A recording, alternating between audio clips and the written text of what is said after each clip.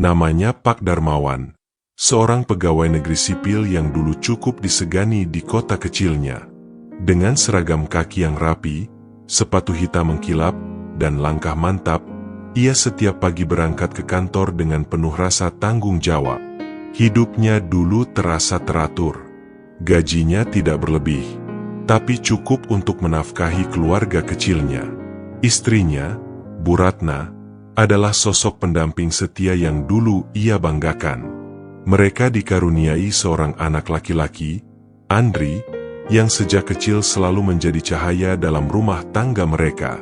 Pak Darmawan dikenal sebagai sosok yang jujur dan sederhana. Ia bukan tipe orang yang mengejar jabatan tinggi atau harta berlimpah.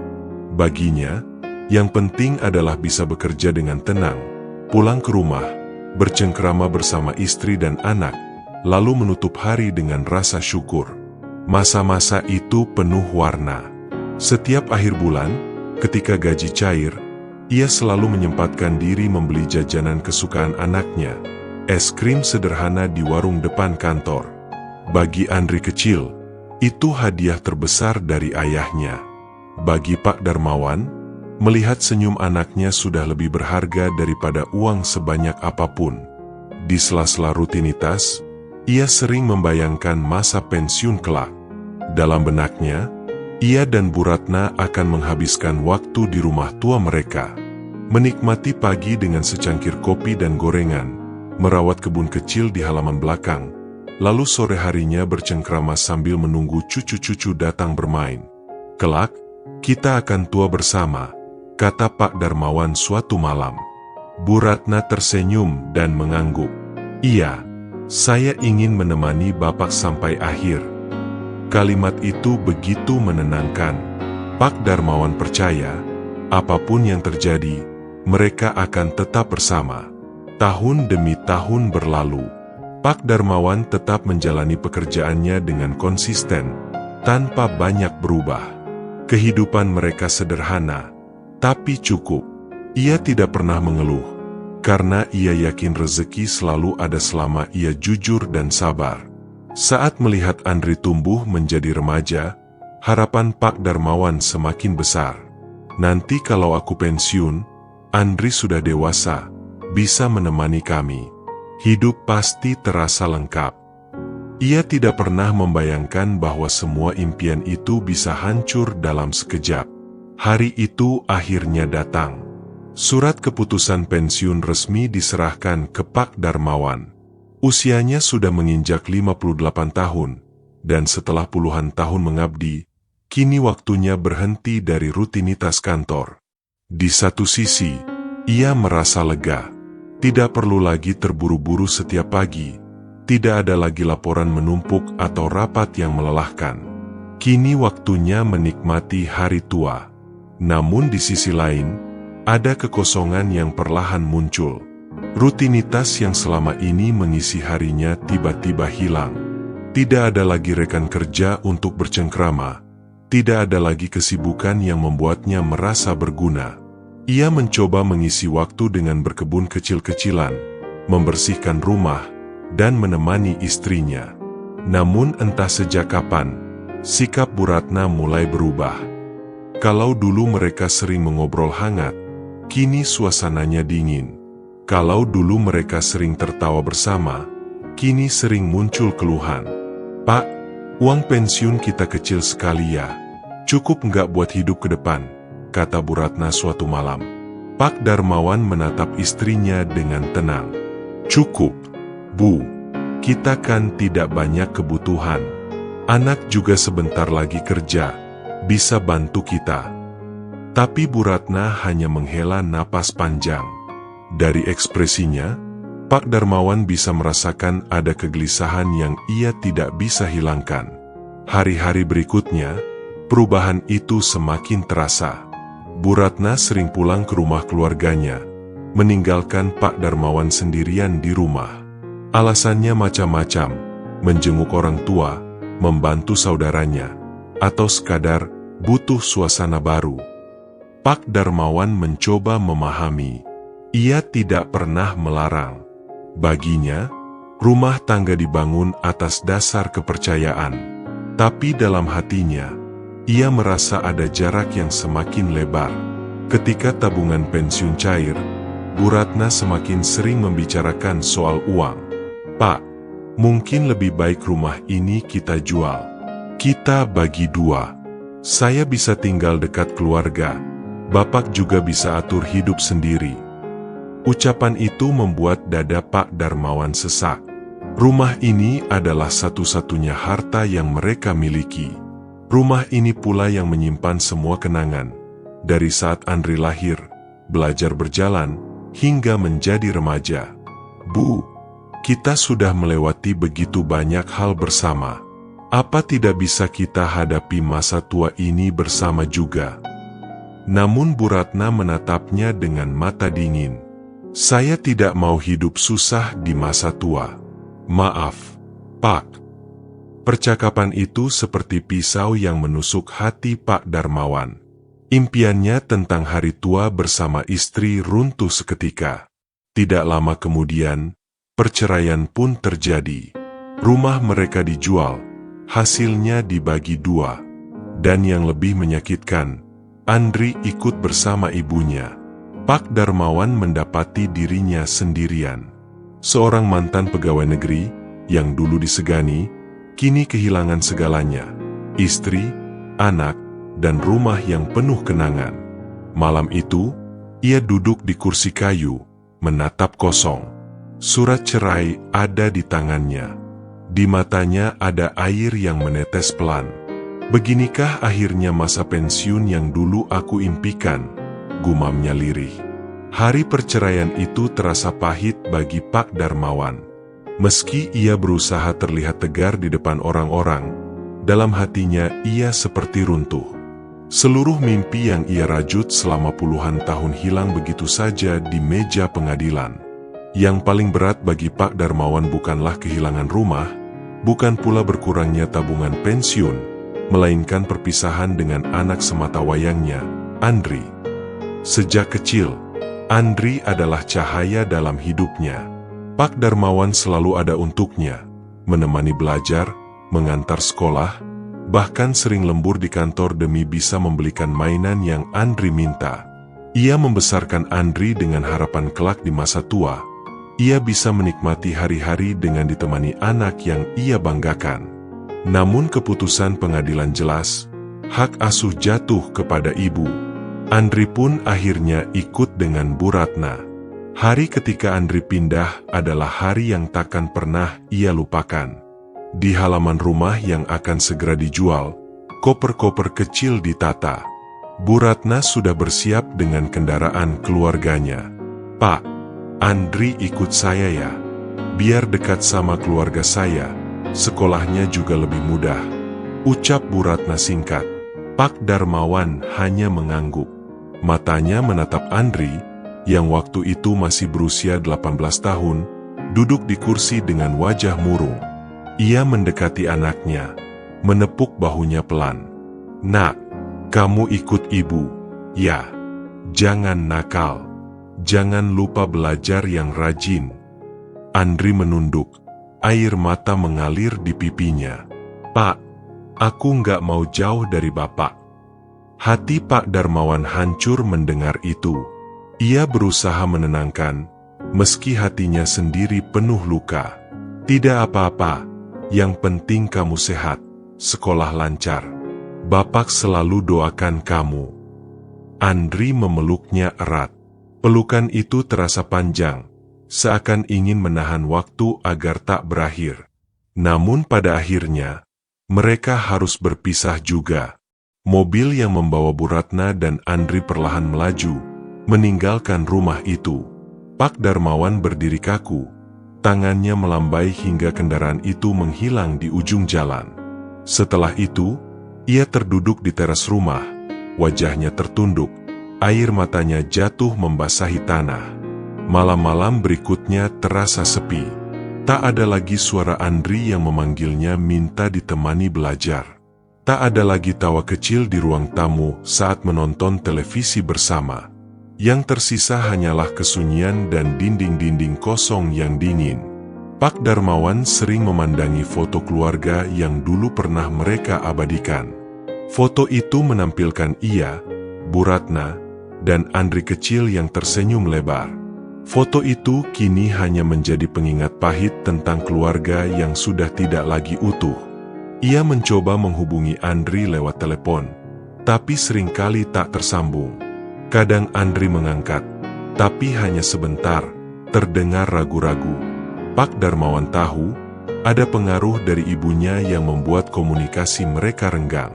"Tak apa, suatu saat nanti kamu pasti paham," bisiknya sendiri setiap kali gagal bicara dengan Andri. Sejak saat itu, Pak Darmawan benar-benar merasa sendiri. Ia harus menerima kenyataan pahit. Hari tua yang dulu ia bayangkan hangat bersama keluarga, kini berubah menjadi perjalanan panjang penuh kesepian. Setelah rumah dijual dan tabungan dibagi dua, Pak Darmawan harus memulai hidup dari awal. Dengan bagian uang yang tersisa, ia menyewa sebuah rumah petak kecil di pinggiran kota. Rumah itu sempit, hanya berisi satu kamar tidur, dapur kecil, dan ruang depan yang nyaris kosong. Hari-harinya kini jauh berbeda dari masa lalu. Tak ada lagi seragam kaki yang rapi, tak ada lagi kantor, rapat, atau rekan kerja. Yang ada hanyalah kesunyian yang menemaninya sejak pagi hingga malam. Awalnya, Pak Darmawan mencoba bertahan dengan tabungan pensiunnya. Namun kebutuhan sehari-hari membuat uang itu cepat menipis. Ia sadar, ia tak bisa terus mengandalkan uang simpanan. Maka dengan sisa tenaga dan keterampilan seadanya, ia memutuskan membuka usaha tambal ban kecil di depan rumah kontrakannya. Di pinggir jalan, ia menaruh papan sederhana bertuliskan tambal ban. Dengan peralatan seadanya, kompresor bekas, lem tambal, dan beberapa kunci, ia mulai bekerja. Orang-orang yang lewat, terutama pengendara motor, sesekali mampir. Ada yang ban bocor, ada yang hanya sekadar isi angin. Upahnya tidak seberapa, tapi cukup untuk membeli beras, lauk sederhana, dan kebutuhan harian. Bagi sebagian orang, mungkin pekerjaan itu dianggap rendah. Tapi bagi Pak Darmawan, itu cara untuk tetap bertahan hidup dengan harga diri. "Lebih baik aku bekerja, meski kecil, daripada menadahkan tangan," begitu batinnya. Namun di balik usaha kecil itu, kesepian terus menghantui. Setiap kali melihat anak muda melintas di jalan dengan motor mereka, ia teringat pada Andri. Kadang ia membayangkan, andai saja Andri masih tinggal bersamaku, mungkin dia bisa membantuku di sini. Malam-malam di rumah petak itu terasa dingin. Usai menutup usahanya, ia duduk sendirian di kursi kayu. Televisi kecil di sudut ruangan sering ia nyalakan hanya untuk menemani sepi, meski ia jarang benar-benar memperhatikannya. Kadang ia termenung lama, memandang dinding kosong. Ingatannya kembali ke masa-masa dulu, saat ia masih dihormati sebagai pegawai negeri, saat keluarganya masih utuh, saat ia punya harapan besar untuk masa tua. Kini semua itu tinggal kenangan. Orang-orang di sekitar mengenalnya hanya sebagai Pak Tambal Ban. Jarang ada yang tahu bahwa dulu ia adalah seorang pegawai negeri. Bahkan, beberapa anak kecil di lingkungan itu sering berteriak, "Pak Tambal Ban, Pak Tambal Ban," sambil bercanda. Pak Darmawan hanya tersenyum tipis. Ia tidak marah. Ia sudah belajar menerima. Tapi di hatinya, ada luka kecil yang makin hari makin dalam. Kesepian itulah yang paling berat. Tidak ada istri untuk diajak bicara, tidak ada anak untuk dimintai kabar. Hidupnya kini hanya diisi dengan bekerja, makan seadanya, lalu tidur. Kadang, sebelum memejamkan mata, ia berdoa lirih. "Ya Tuhan, berikan aku kekuatan. Meski aku sendiri, jangan biarkan aku kehilangan harapan." Begitulah hari-hari Pak Darmawan berjalan, antara perjuangan di pinggir jalan sebagai tukang tambal ban dan kesunyian di balik pintu rumah kontrakannya. Malam itu, Setelah menutup tambal ban lebih awal karena hujan deras, Pak Darmawan duduk di kursi kayu yang sudah agak goyah. Di hadapannya, segelas teh hangat mengepul. Namun matanya kosong, pikirannya melayang entah kemana. Hujan yang jatuh di atap seng membuat suara berisik, seolah menambah kesepian yang sudah lama bersarang di hatinya. Ia menatap ke jendela kecil yang buram, lalu bergumam lirih. Andai dulu hidupku berbeda, mungkin aku tidak akan sendirian seperti ini. Selain kehilangan istri, luka terbesar adalah renggangnya hubungan dengan Andri. Meski sesekali ia mencoba menghubungi, jarang sekali Andri benar-benar membalas dengan hangat. Mungkin karena pengaruh ibunya, mungkin juga karena jarak yang sudah terlalu jauh. Kadang ia hanya bisa menatap foto lama Andri kecil yang masih ia simpan di laci. Foto itu sudah mulai pudar warnanya. Di foto itu, Andri tertawa lepas sambil digendong olehnya. Wajah polos itu selalu menjadi pengingat betapa besar cintanya pada anak semata wayangnya. Di usia senjanya, Pak Darmawan banyak merenung tentang arti hidup, cinta, dan keluarga. Ia sadar, harta dan jabatan tidak pernah bisa menjamin kebahagiaan. Yang terpenting adalah kebersamaan, kasih sayang, dan kesetiaan. Apa gunanya rumah besar, tabungan banyak, atau status pekerjaan, kalau akhirnya kita sendirian, pikirnya. Kesetiaan, menurutnya, adalah ketika tetap bersama meski keadaan berubah. Namun kenyataannya, tidak semua orang mampu bertahan saat hidup tak lagi mudah. Malam itu, ia menuliskan catatan kecil di sebuah buku tulis yang dulu dipakainya untuk mencatat pemasukan tambal ban. Tulisannya goyah, tapi penuh makna. Hari tua adalah ujian.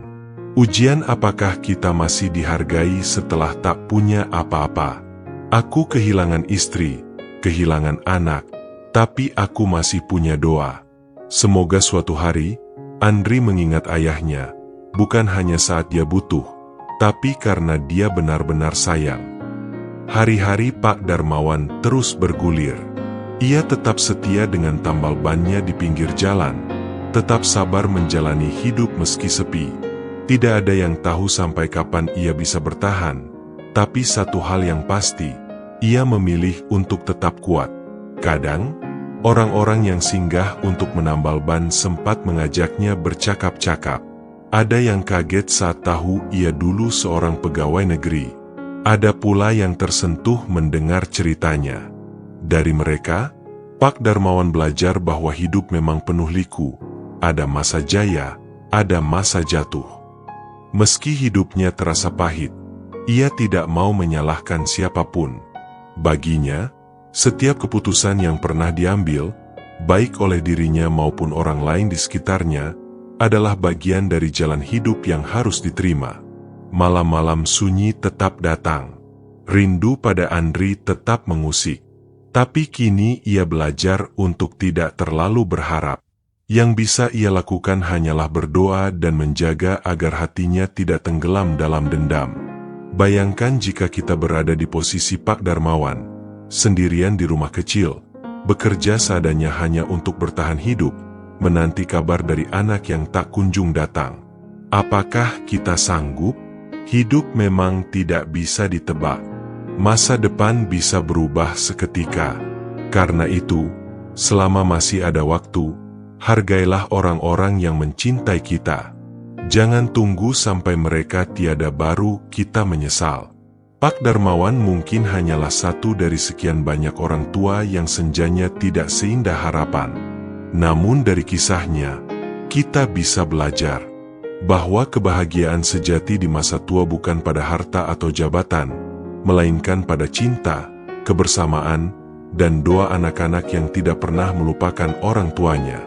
Dan semoga, di balik kesunyiannya, Pak Darmawan tetap mendapatkan ketenangan, karena ia tahu, meski ditinggalkan oleh orang-orang terdekat, ia tidak pernah sendirian. Masih ada Tuhan yang selalu setia menemaninya.